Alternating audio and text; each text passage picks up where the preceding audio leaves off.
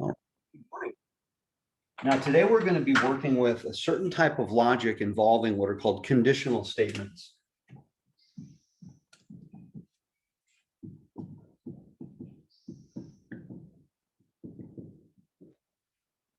Now, a conditional statement is usually stated in what we call the if-then form. And you've seen these all throughout mathematics in your life. So if A, then B. If A occurs, then B will happen. A implies B. These are all the same thing. So when I'm doing this in mathematical form, there's a certain symbol that we usually use. In mathematical statements, we usually use an implication symbol, which is a kind of like a double barred arrow. So an example of an implication would be something like this. If 4x equals 8, then x equals 2. I think we all agree with that statement. This is equivalent to saying in an algebra setting, the truth of this statement implies the truth of this statement. This is not an equal sign. It's not even like an equal sign. In fact, it has absolutely nothing to do with an equal sign, and they're not even from the same universe. But I see people using an implication symbol as an equal sign, which really doesn't make any sense. The truth of one thing leads to the truth of another thing. So we're going to do it in statement form. Now, the difference is in calculus, we use the symbol all the time. We use the symbol in linear algebra. We use the symbol in differential equations, and even in statistics. The truth of one thing guarantees the truth of another thing because we're given actual mathematical statements. We're going to be using a slightly different. Mute yourself, please. There can't be a question that I haven't presented anything yet. We're going to be doing these in statement form. So in other words, there's no equations, there's no math going on when I have a statement. So the symbolic notation we use in discrete math is slightly different from the symbolic notation we use in, let's say, calculus. And that can be very confusing because it's like, why aren't we using the same notation? Well, I don't know. I wasn't there when they decided, but now we're going to be doing it in the form of statements. So, my statement might be, I went to the store today. There's no math in that statement. And another statement might be, I bought eggs. Okay. So if I go to the store today, then I will buy eggs. That would be a conditional statement. But we do it in the form now, P and Q. And the symbol we use now is a single arrow. So in this context, the single arrow means implies or implication in this context. So a statement implying another statement means the truth of the first statement is an absolute guarantee of the truth of the second statement. That's what an implication is. This is called a conditional statement. And it's still read, if P, then Q. If P is true, then Q is true. P is called the hypothesis. Q is called the conclusion. And you can almost think of this sort of in an English standpoint. So what are the possibilities then? Well, if I did a truth table, it would look like this. I have P, I have Q, I have P implies Q. So from this, I can go true, true, true, false, false, true, false, false. Now, put yourself in a situation, if we score more points, then we win the game. Okay, that would be a really simple conditional statement. If we score more points, then we win the game. Okay, so we scored more points, we won the game. Clearly, that's true. But look at the second line. We scored more points, we didn't win the game. Wait a minute. That's kind of the equivalent of saying somebody lied to me. If P is Q, it guarantees Q. P was true, but Q didn't happen. That means that the hypothesis did not guarantee the conclusion. This would be a false in the implication world. Now, the last two are a little bit tricky. We didn't score more points. I said, if we score more points, then we will win the game. We didn't score more points, so it doesn't matter what happens. I didn't lie to you because we didn't score more points. Now, turns out, hey, we still won the game. The other team never showed up. Okay, this is still true from an implication standpoint. We didn't score more points. We lost the game. I didn't lie. P still implies Q. So in a conditional statement, there's exactly four possibilities here. I like to think of this one as I was lied to. I met my end of the bargain, the conclusion didn't happen. So an implication, this is the only time an implication is false. Both of these situations, the implication is true, because if the hypothesis doesn't happen, it doesn't matter if the conclusion happens. It only matters if the hypothesis does happen. Now, did the conclusion happen or did the conclusion not happen? So this is the only time an implication would be false. Okay, so this is the simple one. This is called a conditional statement. If P, then Q. Okay, now there's three kind of call them sister statements that go with this. That's called the conditional. Then we have something very powerful called the converse. Okay, this is called the conditional. P implies Q. That's what we're starting with. The converse would be the statement Q implies P. Now, if I make a conditional statement, is the converse necessarily true? I'm thinking of geometric things. Keep it real simple. If a shape is a square, then it is a rectangle. Is that a true statement? Think about that. If a shape is a square, then it is a rectangle. Is it possible to have a square that's not a rectangle? Oh, that's pretty simple. If a shape is a square, then it is a rectangle. Now, let's look at the converse. If a shape is a rectangle, then it is a square. Is that necessarily true? Not always. Yeah. So if a conditional statement is true, the converse is not necessarily true. In fact, it may be, it may not be. And you could probably think of example after example.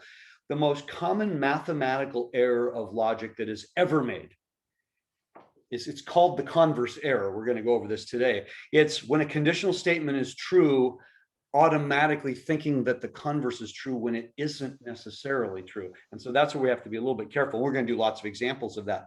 So the converse is this. Now, what if the converse is true? Now, a lot of theorems that we have we use terms like if and only if. This is true if and only if this is true. That means occurrence of the first guarantees the occurrence of the second, and the occurrence of the second guarantees the occurrence of the first. We love those types of statements. If one thing is true, then the other thing is true, goes back and forth. If the dot product of two vectors is 0, then the vectors are orthogonal. If two vectors are orthogonal, then their dot product is 0. So the dot product is 0 if and only if the vectors are orthogonal. That would be an example of an if and only if. If both of these are true at the same time, then the symbolic notation we use, we'd say P and we put a double arrow. This is the equivalent of the if and only if. Okay. Now, when we're using the regular mathematical notation, where I actually give you a mathematical equation, we would say something like this. 4x equals 8, x equals 2. If 4x equals 8, I'm pretty sure that x equals 2. And if x equals 2, I'm pretty sure that 4x equals 8. So the symbolic notation we would use in algebra or calculus would be this double arrow notation. But this double arrow notation is a calculus / algebra notation where I actually have a mathematical statement. I'm just using English statements. There's no math implied in these statements. That's part of the reason we use a different notation. It wouldn't really matter. If we use this notation, there wouldn't be any problems. It's just that symbolically, most textbooks reserve this for this part here. So this, when it's true in both directions, this is called a biconditional. And that makes sense. It's a two-way conditional statement. Okay. So if a quadrilateral has 4 right angles and 4 congruent sides, then it is a square. That's true, because that's the definition of a square. If a quadrilateral is a square, then it has 4 right angles and 4 congruent sides. So a quadrilateral is a square if and only if it has 4 right angles and 4 congruent sides. That makes sense. I mean, I can work with that one. Most mathematical definitions actually can be stated in an if and only if setting. So these guys go hand in hand. That's kind of nice. There's nothing complicated about that. Now, one of the most powerful mathematical statements we have is called the contrapositive. Remember, we started with P implies Q. So we're building everything from P implies Q. So the contrapositive, if P implies Q, the contrapositive is not Q implies not P. Now let's think about this for a moment. If P is we score more points, Q is we win the game. I think it's safe to say that if we score more points, then we win the game. Scoring more points implies we win the game. At the end of the day, we didn't win the game. Darn. Can we make an absolute conclusion? If scoring more points is an absolute guarantee that we win the game, and at the end of the day, we did not win the game, can I make a conclusion there? You want to try that one? We did not win the game. Did not score Can there more. be other reasons We didn't we score won the more game? Whether the game was played or not is not even relevant. If we didn't win the game, then we didn't score more points, because we said scoring more points was an absolute guarantee that we win the game. So the contrapositive is all dealing with negative statements, but the contrapositive goes hand in hand with the conditional. In fact, we want to show this. So I have P, I have Q, I have not P, I have not Q. I have P implies Q, I have not Q implies not P. Let's look at the truth table, because I want to compare these two right here. Now, make sure whenever you're doing a truth table, all the pieces of the truth table must be previous columns. Like, for example, if I don't have these two statements, I can't have this statement. And I've noticed on the last quiz, several people tried to come up with a conclusion on the truth table without any of the columns that lead to it. See, if I don't have P, then not P doesn't really matter. If I don't have Q, then not Q doesn't matter. If I don't have these two, then this doesn't matter because it didn't come from anywhere. So the truth table generally comes from the previous steps. So if that's true, true, true, false, false, true, false, false, then this would be false, false, true, true. This would be false, true, false, true. All right, P implies Q. Remember, if the only time that P implies Q is false is the situation where I lied. You met the condition and I did not provide the finishing touches. In other words, the hypothesis is true, the conclusion is false. That's the only time an implication does not work. So P implies Q, yep. P implies Q, nope, that one failed. P implies Q, yep, because I didn't meet the condition, doesn't matter what the conclusion is, I didn't lie to you. Okay, now let's look at not Q implies not P. So now I'm looking this direction, okay? So that one's okay. That was true, but that was false. So that one isn't okay. False implies true, that's okay. True implies true. So we notice here that the truth tables for P implies Q and the truth tables for not Q implies not P are identical. That means they are exactly the same. They are equivalent mathematical statements. And the reason that's so important is if the hypothesis guarantees the conclusion didn't happen, that means the hypothesis also didn't happen. That's very important. Now, yesterday I talked about in a court of law. How does this work? Well, this is actually where it works. In a court of law, we use contrapositives to make our conclusions.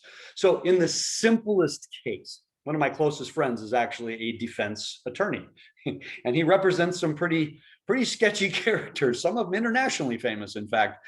And the way it works is you're accused of something. You're not guilty. Guilt has to be proven. Good thing we don't have to prove our own innocence. We'd have a really hard time with that. Guilt has to be proven. So what we do is we start by assuming not guilt, and then show, well, if you're not guilty, then you didn't pull the trigger, then your fingerprints aren't all over the, smoking gun. And anyway, we try to come up with a contradiction of the original assumption. And the original assumption, the given, think of a geometry proof. The given, that's called the evidence. That's stuff that's not questionable. That's the absolute fact. So if I start with the assumption of not guilt, if I can't come up to a contradiction, then that's what we have. But if I start with the assumption of not guilt and I come up with a contradiction somewhere along the line, then the assumption of not guilt must be incorrect. Okay, so this situation implied this situation. So we start with not this situation and show that it leads to not this situation. Okay, evidence implying guilt, that's difficult to show. So not guilt, contradiction of evidence, or not, that's kind of the way a court of law is actually designed to work. So these two statements are absolutely identical in meaning, and that's a very powerful. I got a question about the implied symbol. Mm-hmm. The false on those two. Can you explain how you get that again? So on the true, the P implies Q. Sorry. That one. Okay. An implication. Think of an implication kind of like a money back guarantee. I'm going to guarantee if we score more points, then we're going to win the game today. I'm going to guarantee you that. And you have no problem with that. We scored more points today and we didn't win the game. Whoa, hello. Something's wrong there. I guaranteed that. We said if we score more points, then we win the game. If you get 90%, then you get an A. The only time an implication fails is when the hypothesis happened and the conclusion did not. That's when the conditional is a false conditional. So it doesn't matter where you start, as long as it's the conclusion happened. What I'm saying is, so the next one down is P is false, but the conclusion Q is true, and you still got a T instead. That's what I'm saying. So it doesn't matter where. Because I didn't meet the hypothesis, I didn't lie. Okay. So in other words, I hate to use words like that, but it's like a condition only fails if I've been lied to. Now, we didn't score more points. We might win the game. Maybe the other team forfeited. Maybe the other team got caught cheating. I don't know. We didn't score more points and we lost the game. Hey, I still didn't lie. So we didn't score more points. It doesn't matter what the conclusion is because I didn't meet my end of the bargain. Does that make sense? Right. So it's like that. That's an easy way to think about it, but there is one way a conditional is a false statement. And that again is the hypothesis is met, but the conclusion does not occur. And this is true no matter what the statement is. So now there's one more. The contrapositive, by the way, is extremely powerful. There's one more, and it's called the inverse. Now, much like the converse and the conditional go hand in hand, and the converse gets people. They see a converse and they're thinking conditional incorrectly. The inverse and the contrapositive go hand in hand. The converse of a statement would be not P implies not Q. Okay, if I have a shape and it is a square, then that shape is definitely a rectangle. I have a shape and it is not a square. Therefore, it is not a rectangle. Are you happy with that? No. No, that's not necessarily true. Oh, okay. Scoring more points guarantees we win the game.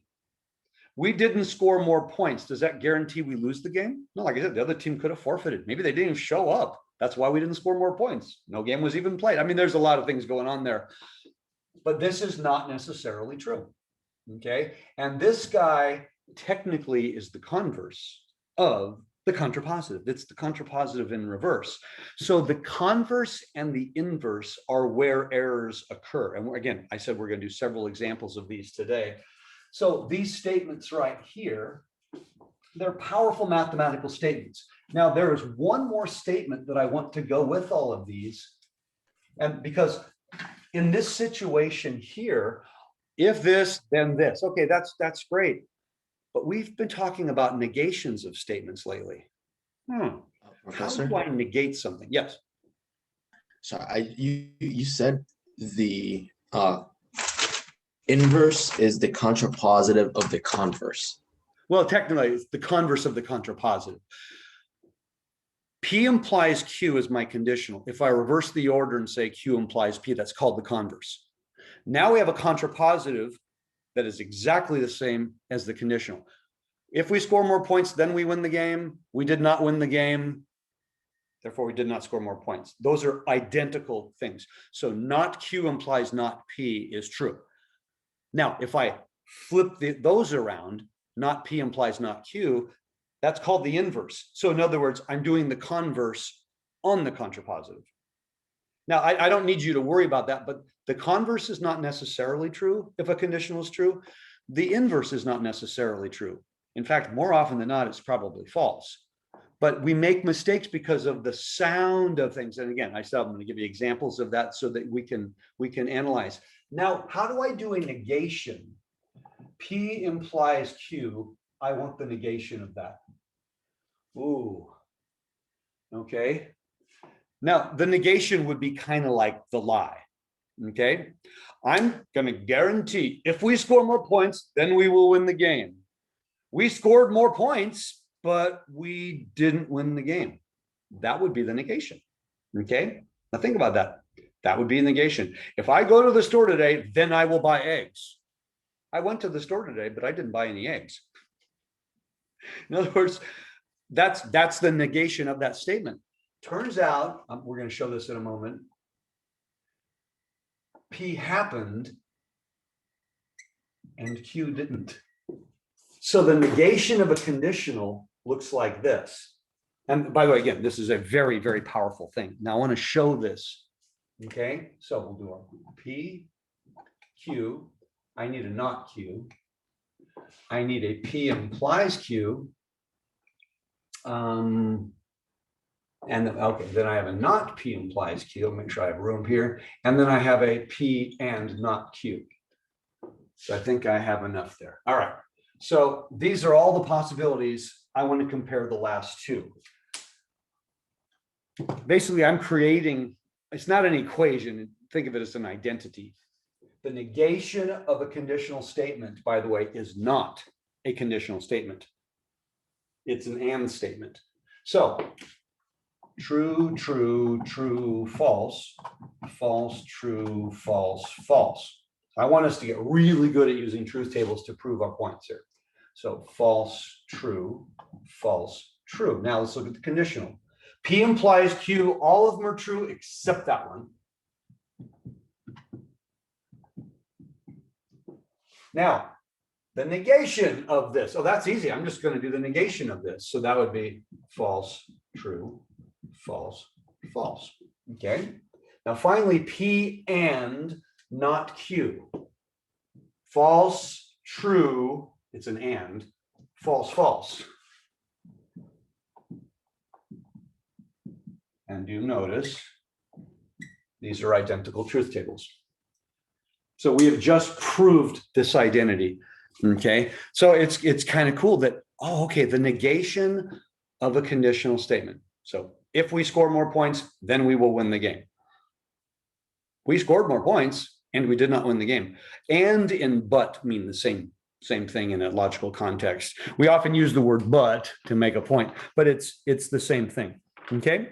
Let's see, make sure I got all those guys covered.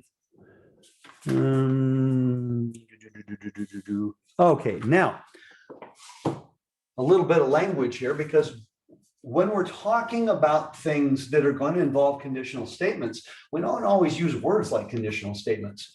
Now, in mathematics, we have weak and we have strong statements. Now, think about the quantifiers for all and there exists. For all, for every conceivable occurrence. That's a strong quantifier. There exists means, oh, it's true at least once. That's a very weak quantifier. One is every conceivable case, which might be infinitely many cases. The other ones, well, there's at least once. So they're kind of extreme. Same thing here in this context, we have what are called necessary and sufficient conditions. Some of you may have heard that expression, but not necessarily what it means. So we have a necessary and sufficient. Okay. A necessary condition for us to win the game today. A necessary condition is that we actually show up.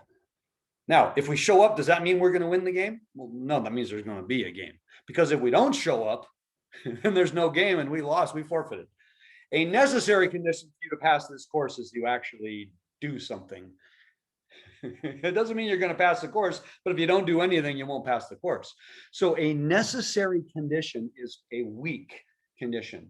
So a necessary condition, okay, if we're saying in general, P guarantees Q. P implies Q is the condition we're starting with.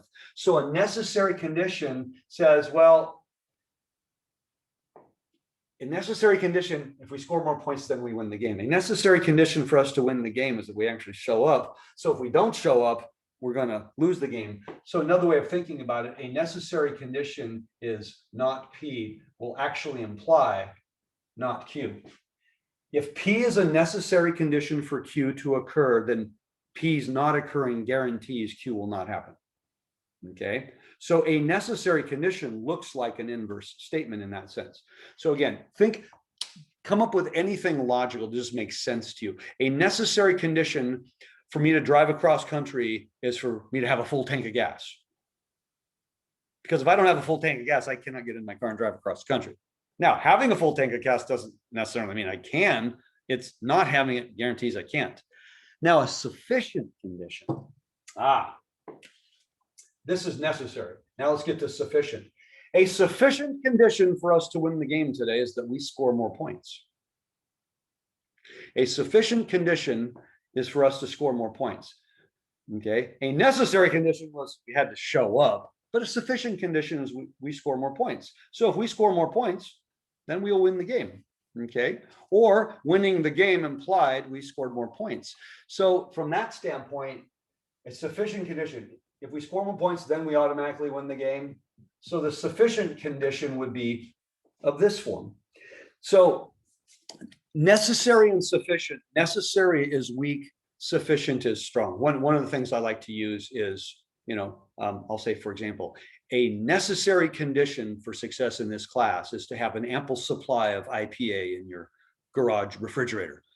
You said they don't have anything to do with each other. Well, maybe they do.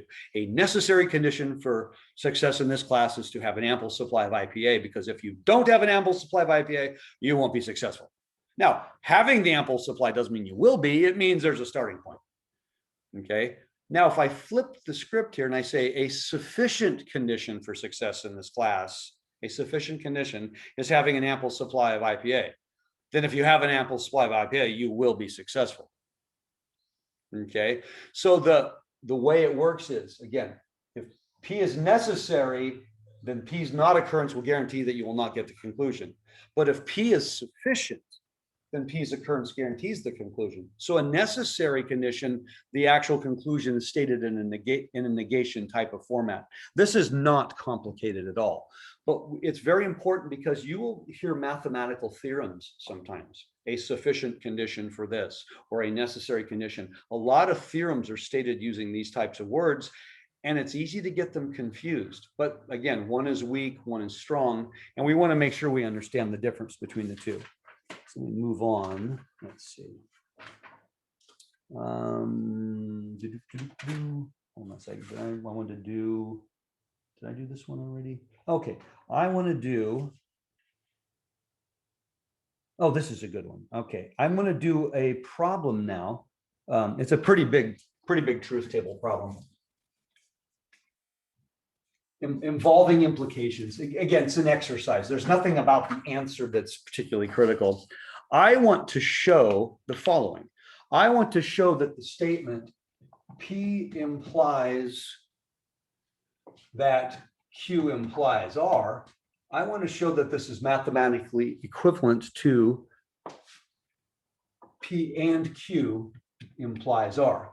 Now, I can't really do this one using a Venn diagram. Okay, there's an implication involved as opposed to just simply intersections and unions. I would like to show that this is true. Now, I want to show that these are logically equivalent.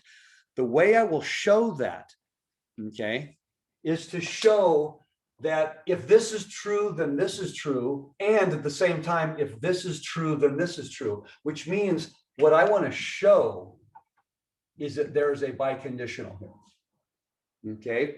And remember, I said the 3 bars can also be thought of in terms of a definition, because that's the symbol we use for definition.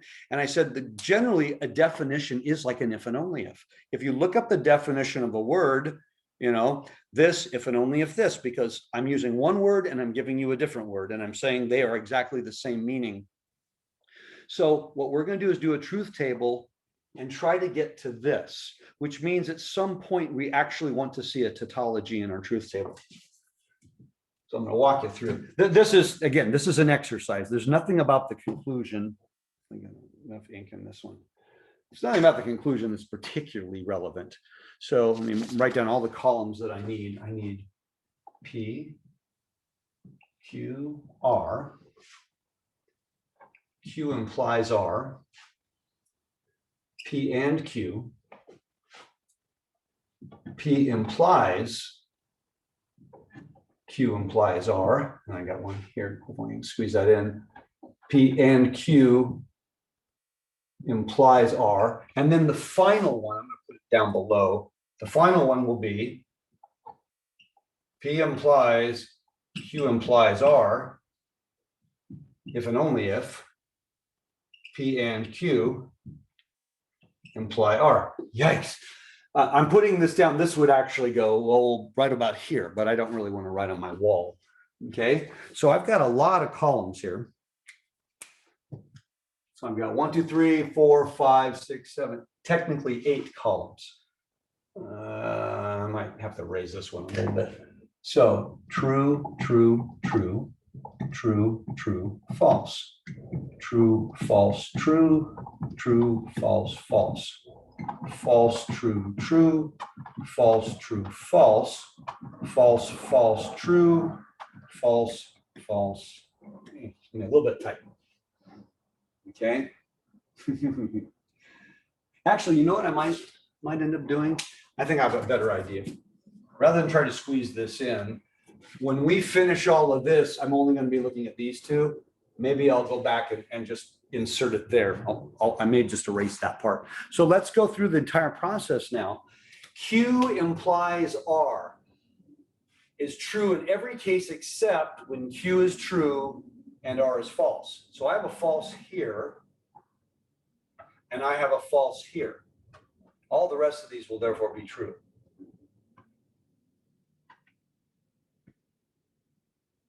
Okay, so I have 6 trues and a couple of falses. P and Q. Since it's an and, I need them both to be true, which would be true in this case, and oh, I'm sorry, I'm looking at the wrong, sorry, P and Q. My bad, I was looking at the wrong column. I saw that Q there, P and Q. So true, true, and it looks like those are the only 2. All right, true, true, false, false, false, false, false, false. Now, P implies, where are we? P implies Q implies R. So Q implies R is the second term. That's my conclusion. That's my hypothesis. So now I'm comparing these 2 columns. True, that will be the false. True, true, true, true, false, false. So hopefully I haven't completely messed that up. Let me double check. P implies Q implies R. Now, did I get? Let me make sure I got that right. Oh no! Hold on a minute. Hold on a minute. I'm looking at the wrong one again. Sorry. True, false, true, true. These are all. I'm sorry. These are all trues. My bad. My eyes drifted over a second. Yikes. Yeah, when the hypothesis is false, this is always a true thing. It's only here. Actually, that's it. True, false. That was the only time.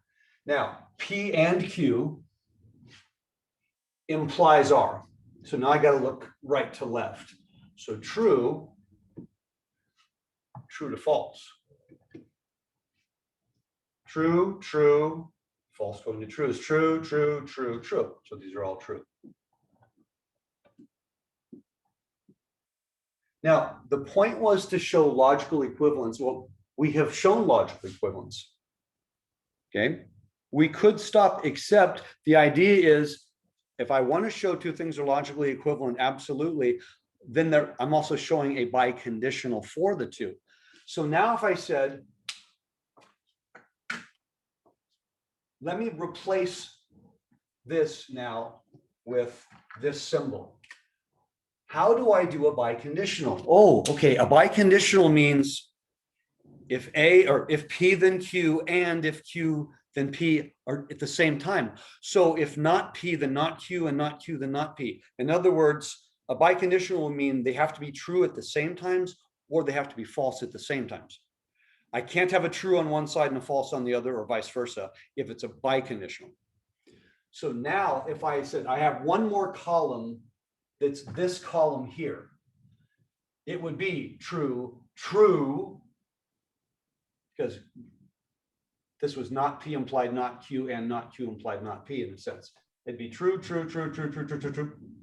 There's my tautology. Professor, Yes. I don't mean to be nitpicky. It's just you put a lot of emphasis on and or, and you said that they all have to be true or they have to be false. But did you mean to say that they have to be all true and false, like at the same time? These guys have to have the They all same. have to be lined up. They all have to be lined up. Because we're dealing with before, when we were just doing ands and ors and nots and stuff, when those last two columns were the same, we're good. But we're now we're going one step further and we're doing implications. So I'm trying to now say thing implies thing in one direction. That's nice. That thing implies thing in this direction. That's nice. I'm trying to show the biconditional that truth, if and only if truth, false, if and only if false. That's what the biconditional means. That's Okay, what I'm so saying. they have to be true at the same time and they have to be false at the same time. Exactly. I don't need the whole column to be true. What I do need is, if I want to show that this statement implies this statement, it does. If I want to show this statement implies this statement, it does. Once I had opposite ones that wouldn't work. See, that's where I got the falses over here. Okay. Now it seems like overkill because wait, aren't we done? Didn't we show this? Well, yes, we did, but we were trying to show that it's an if and only if.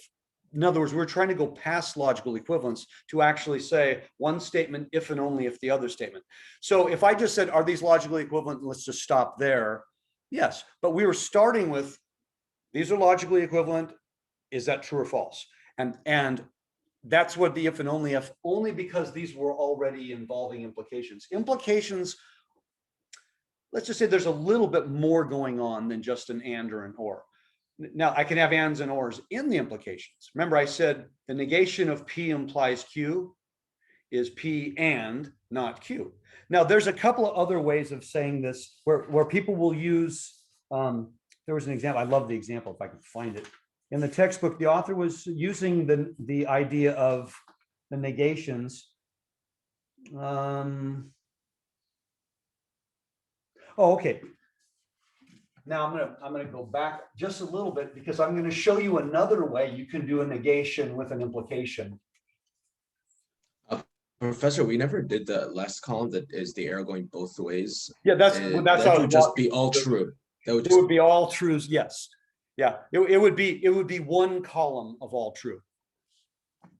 That was Thank you. That's it's a just making sure because I want to absolutely. Just so you know, I have notes and I couldn't even fit it on my notes, the final column of all true. This is a humongous example, but it was just to demonstrate the process. There's nothing about the conclusion. Now there's I just wanted to another reference it. Thank you. No, that's a good question. Now, P implies Q. There's another one.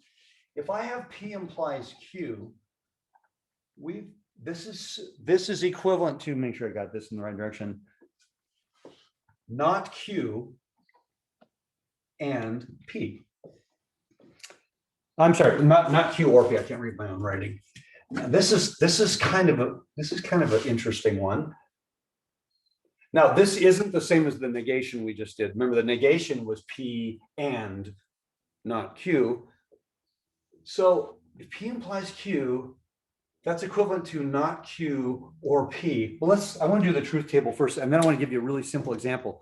I love the author breaks this one down. This is, I think, one of the author's favorite, because this is one that all of us use in everyday language, believe it or not. And we don't even realize it sometimes. So I have P, Q, I have not Q, I have P implies Q, I have not Q or P. I generally like to make the last two. I like to do that because then it's easier. I don't like reading across the table sometimes. So I have true, false, oops, not true, false, that true, true, true, false, false, true, false, false. So then I have false, true, false, true. Now P implies Q. All cases are true except the one where I lied. So it'd be true, false, true, true. Not Q or P. Let's see, not, did I say that correctly? Not Q. Where's not Q or P? So not Q, there's not Q. So, hold the phone. I got a boo-boo here somewhere. Hold on, true, false, true, false, true. Q. Hold a minute. Something's not right here. Did I write that down correctly? Hold on a minute. Oh. I just realized I did write. I couldn't read my own writing. Okay, that's not going to work, by the way. This is not P or Q. Yikes. My bad. Okay, yeah, I'm looking at this going, this isn't going to work. Now I realize why I wrote it down incorrectly. So that should be not P or Q. Okay. Now let's, oh, so you know what? I didn't need not Q, I needed not P. Sorry about that, folks, but I want to get this right. Don't want to fudge this. False, false, true, true. Now, not P or Q. True, false, true, true. There we go. Now, in everyday language, I liken it to, it's kind of like a threat. Your parents may have said this to you. If you don't get up by whatever time, you're going to be grounded today, something like that. Okay. If you don't do your work on time today, you're going to be fired, right? If you don't submit your quiz, you're going to fail. We say things like that all the time. This is like everyday language. In other words, we speak like this all the time. Oh, if you don't get up today, then you're going to get in trouble. If you don't get up today, then you're going to get in trouble. So that means getting up, does that imply you're not going to get in trouble? Or does that mean getting in trouble implies that you didn't get up? Well, again, we use language. The one the author liked using was, she said, either you get to work on time or you're going to be fired. So either you get up on, or you're going to be grounded. Okay. So let's look at this. Either you get up or you're going to be grounded. This is getting up. This is being grounded. So that would mean that P is not getting up. Do you agree with that? See, if I'm calling not P getting up in the morning, and I'm calling Q getting grounded, and we can all relate to that. We were all kids at one point. Then what would P be? P would be not getting up. And this says not getting up implies getting grounded. Oh, that makes sense. Either you get up or you're going to get grounded. Either you turn in your work or you're going to fail. Either you show up to work on time today or you're going to be fired. We talk like that all the time, but we're actually doing implications here. We speak in these terms, and these are the obvious consequences. And the funny thing is, we can all relate to that because that makes perfect sense to us. Okay, let me go a little bit further now. There's a little bit of language. These sections, sometimes they're almost, I don't know, they're not random, but they're kind of not in any order sometimes, the nomenclature. And let me make sure. Okay, so there is there is one other little small definition that I want to introduce if I can find it. Because I'm trying to do things sort of in order of appearance. But like I said, these sections 2 and 3, which is what we're working on, they're not really in any individual order. Okay, now we're going to look at a structural kind of logical statement without any specific words. I'm going to give you conditions and then I'm going to give you conclusions. Okay, I'm going to start with something like this. I'm going to make the statement P implies Q. P occurs, therefore Q. Okay, this is a new way of looking at things. In fact, think of this as a comma if you'd like. I've got a logical statement. Okay, P implies Q. That's my statement. Now I'm saying P happens. Therefore, Q. So Q is my conclusion. You say, well, that makes perfect sense. P implies Q. P happens. Therefore, Q occurs. I want to do this in truth table form to show you how you read it. I'm using like the most basic possible version. These can get really complicated really quickly. So I've got P. I've got Q. I've got P implies Q. And then I'm going to finish with Q again, because that's my final statement. Yes, I know I already said it, but I want to read it from here. Yeah, I don't think there's an easier way to do this. So this is true. Actually, you know what? I'm going to do one more thing. No, I'm going to leave it like that. True, false, true, true, true, true, false, false, true, false, false, true, false, true, true. Then I'll go back to this guy. True, false, true, false. These guys here are called my premises. They are not questioned. This is what's happening. Okay. You could call them my hypotheses. In this case, we'll call them a premise. This happened, therefore this happened. Now, how do I know if what I said here is a successfully correct statement? Look for every situation where the premises both happened. In other words, where did this happen and this happen at the same time? So I'm looking for the lines where P implies Q and P are both true. That would be here. And it looks like that's the only line. Okay.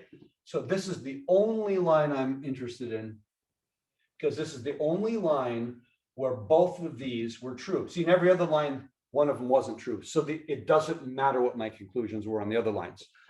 Both of my premises were true. My conclusion was true. That means that this is called a valid argument. Oops.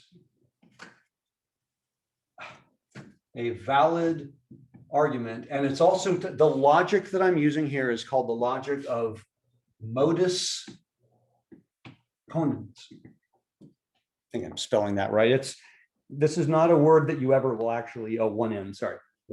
This is not something I need you to remember, but this is something that is often referred to in any logic course. Modus ponens basically means I'm doing a conditional logic. P implies Q, P happened, Q happens. That's it. That's a really, really simple thing to conclude. Now, because of that, we can say all sorts of logical statements as a result. Now, P implies Q, I'm going to change something. Okay. I'm going to change this slightly, and I'll use a different color to indicate. Q, therefore, P.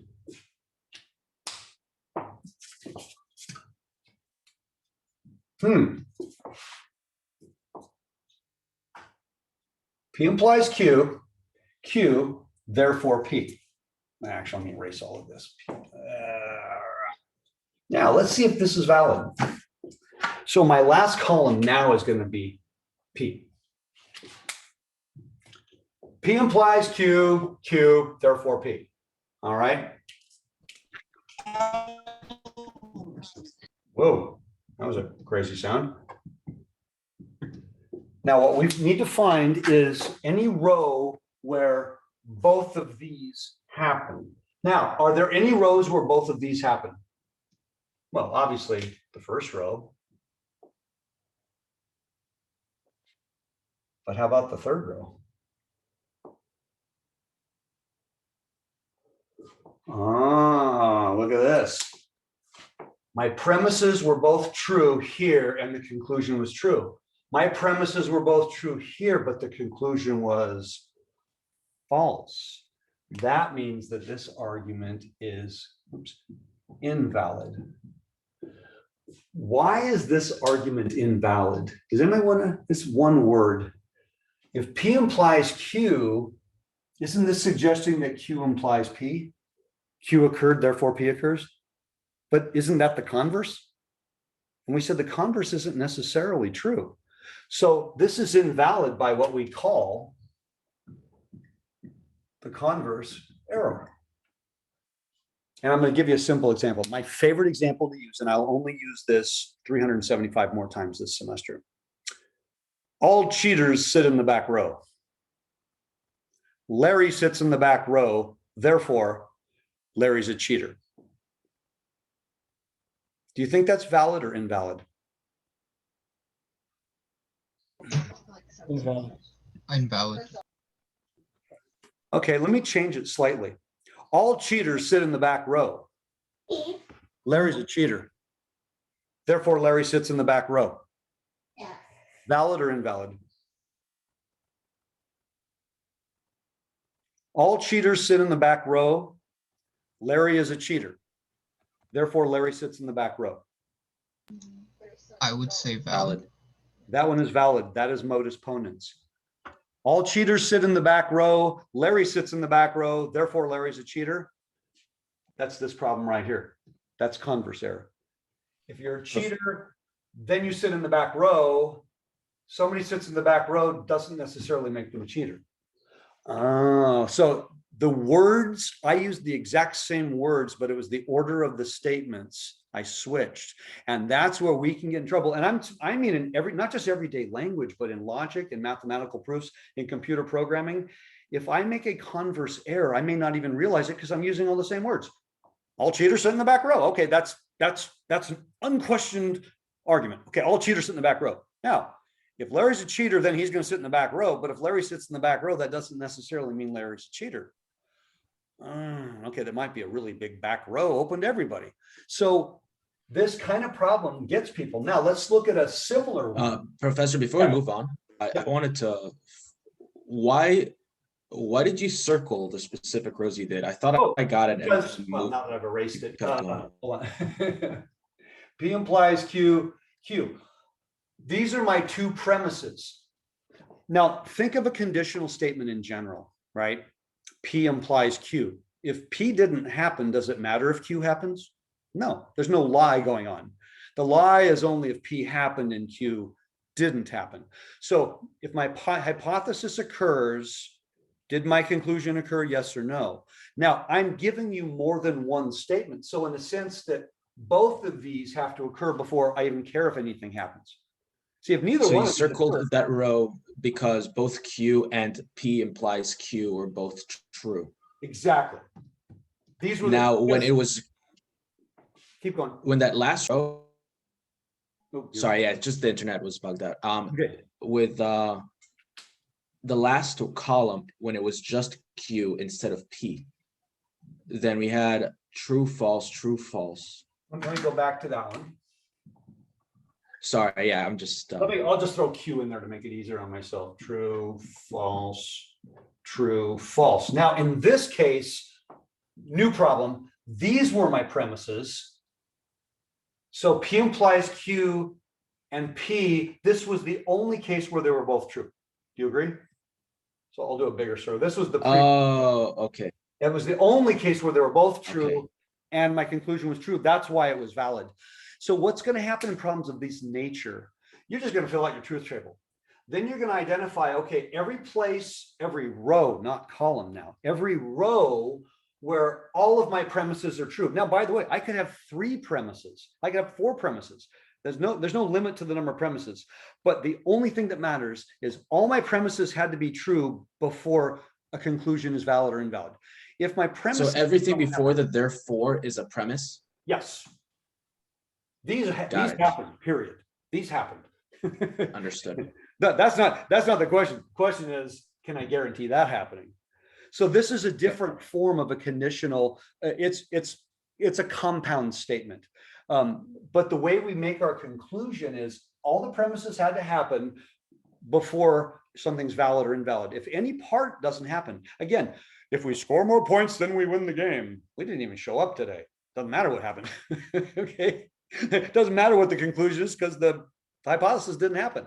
You know, there is no lie. There's actually nothing going on. So I'm only interested in the cases where the hypothesis actually did occur and the premises are like the hypothesis in this case. So there's now a similar one to this.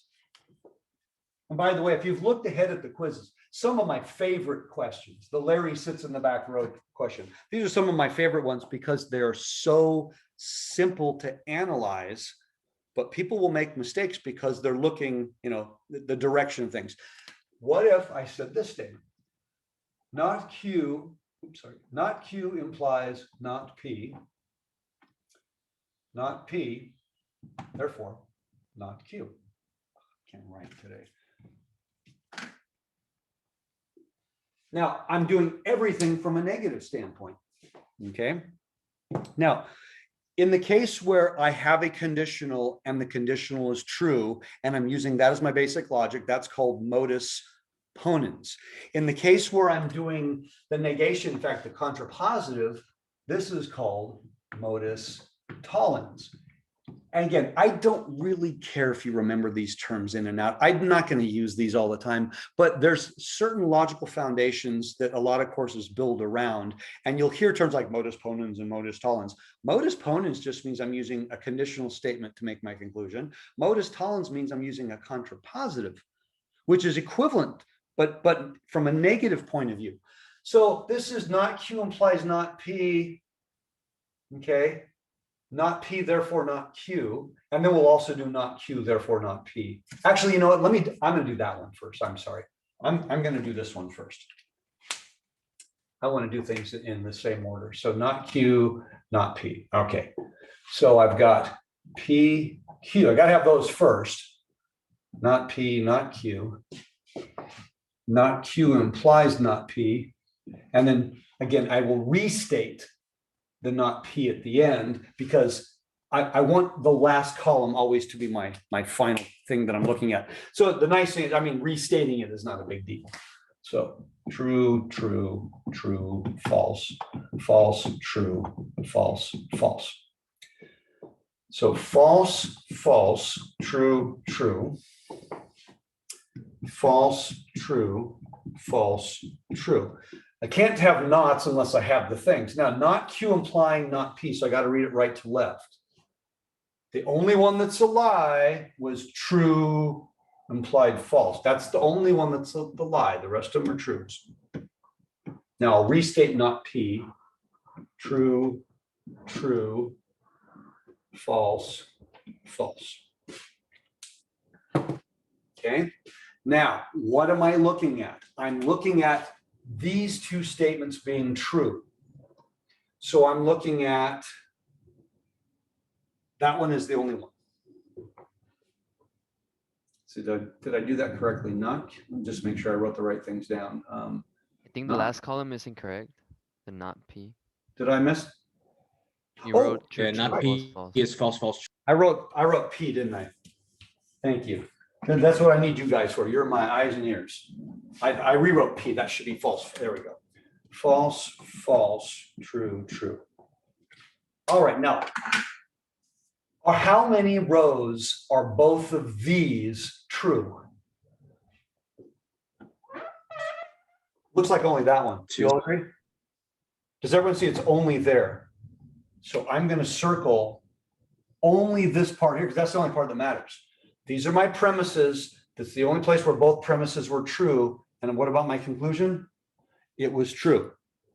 Is this a valid argument or an invalid argument? Valid. It is valid. It is valid by modus tollens. On a quiz, tell me it's valid argument.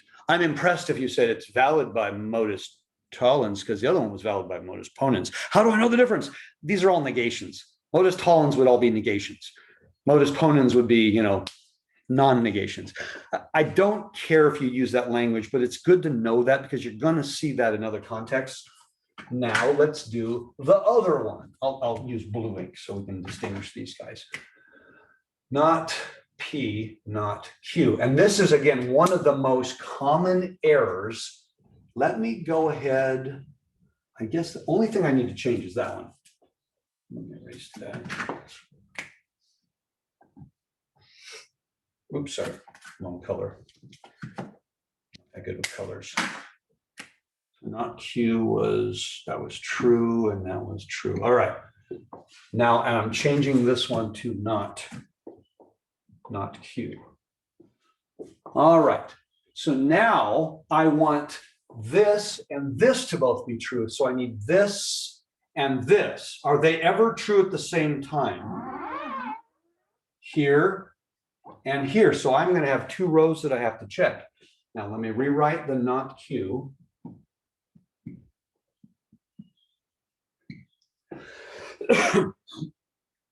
Okay, so we agreed it's the last two rows.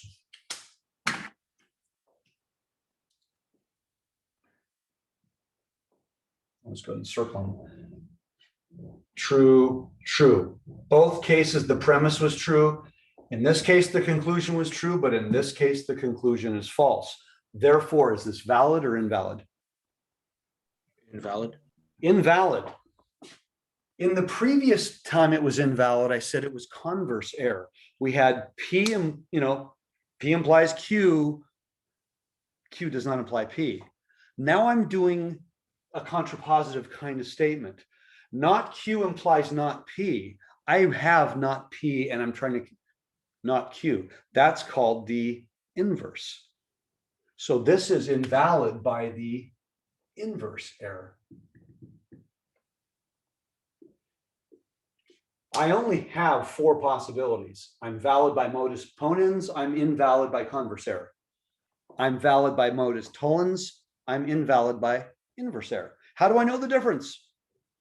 Because in the negation sense, if it's invalid, it's always going to be an inverse error.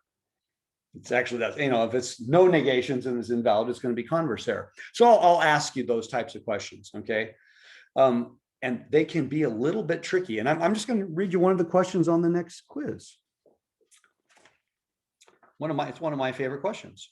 And I'm not going to answer it, you're going to answer it, but I just want you to form. No good deed goes unpunished. Saul Goodman is never punished. Saul Goodman does no good deeds. I've clearly stated it in a negation format. So it's either valid or it's not. That's up to you. And if it's not, by what reason? If it is, then, and so on.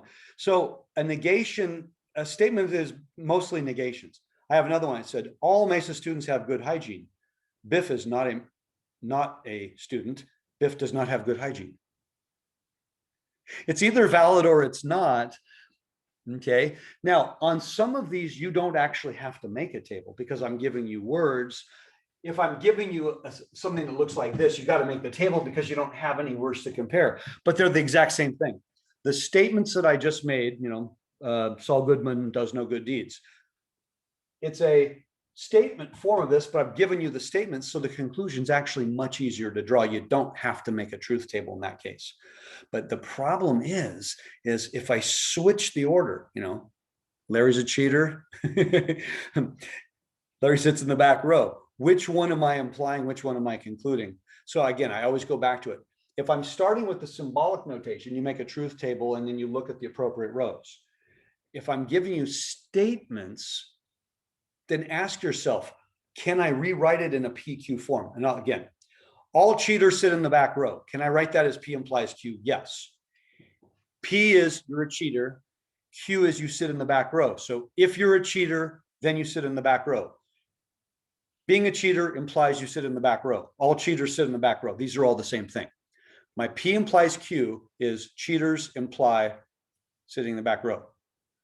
Now, either Larry's a cheater or Larry sits in the back row is going to be the next thing I'm giving you. Oh, Larry's a cheater means P. Larry sits in the back row is Q.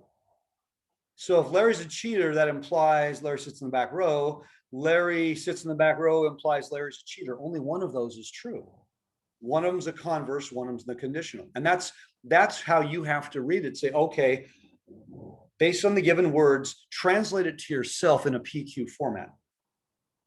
And now say, what am I given? What am I concluding? And you'll find that those types of statements turn out to be really, really simple because there's no gray area. It's black and white. I gave you, it's a conditional or it's a converse. It's a contrapositive or it's an inverse.